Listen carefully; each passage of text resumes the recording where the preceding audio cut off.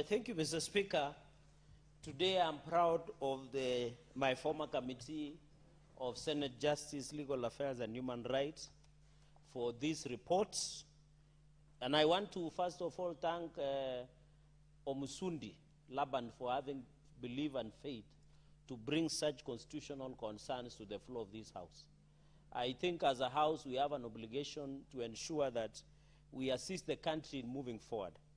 Secondly, I want to thank the mover of the motion, my senior brother, Senator Dan Maanzo, who happens coincidentally to be our prayer coordinator. He has been praying a lot for this parliament. He's our co-convener of prayer breakfast, Mr. Speaker, sir, for ably moving, although, Mr. Speaker, I'm happy you cautioned him against standing order number 95. I think, Mr. Speaker, when I saw Senator Maanzo moving, I remembered Senator Samuel Pogisho, who was the majority leader. He had a font of reading his moving notes, but I'm happy Senator Maanzo should look at standing order number 95, that in the Senate you can only refer to your notes but not essentially read. But I want to thank him and thank for the leadership, Mr. Speaker, for if it was me, this petition should be rejected on its face value. Because what our brother Omusundi was seeking is already provided by the Constitution. And of course, thank my brother as I wish him quick recovery for the injured finger. You know, there is the finger of God. Mr. Speaker, for the injured finger, Mr. Speaker, quick recovery, and I hope the Parliamentary Service Commission will look into that matter and maybe provide him with compensation for ably.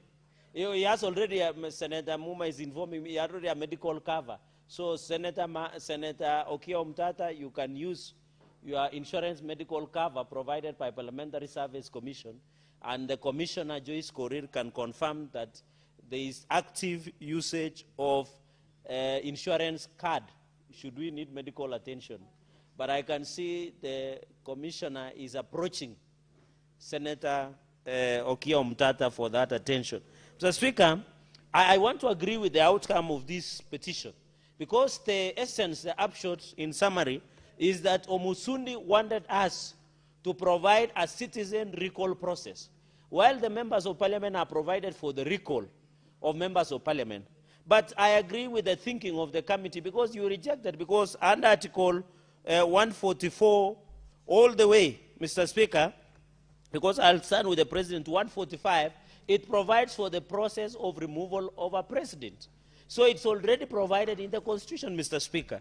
Even on the issue of incapacity, even on the issue of violation of the Constitution, Mr. Speaker, when you look under Article 145, which mirrors the impeachment of a deputy president, and I'm happy, I would have expected Senator Maanzo to refer to the impeachment of the deputy president, Rigathi Gachagua, in the last session, but he fears, because he's on record as one of his lawyers on record, he feared to refer to the matter, Mr. Speaker. This provision of Article 45 has been put to test because the impeachment proceedings against the former president was done. It was started from the National Assembly. It came to the Senate, Mr. Speaker.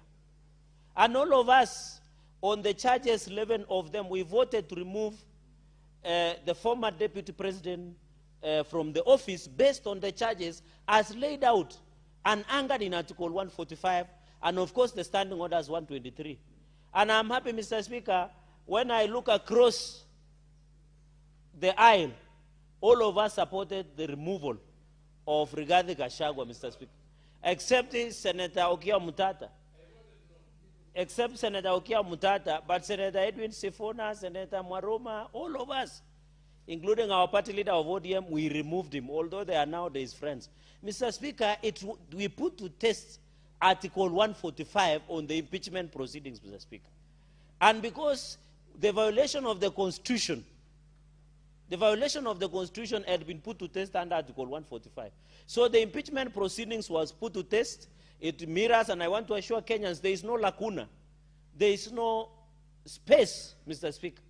In fact, of all the 11 charges, Mr. Speaker, that came against the former impeached deputy president, because the courts have ruled that the Senate did the right thing, I voted for his removal on the 11 of them, Mr. Speaker.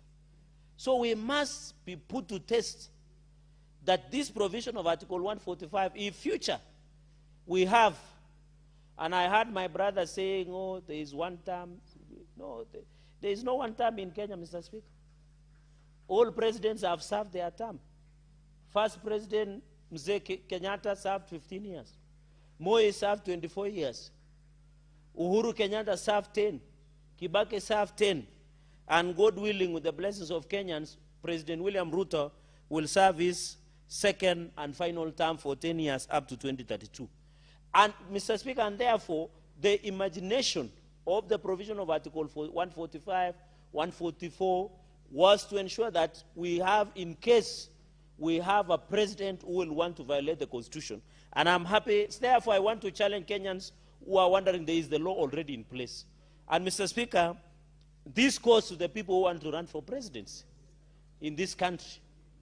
Mr. Speaker, people who want to run for president, you must be aware of these provisions, Mr. Speaker, and I'm happy, apart from US, which use delegate system for voting of their president, our country is one vote, one man, and it is universal suffrage, as provided for Article 37 and 38 of the Constitution, and even the provision of electoral process under Article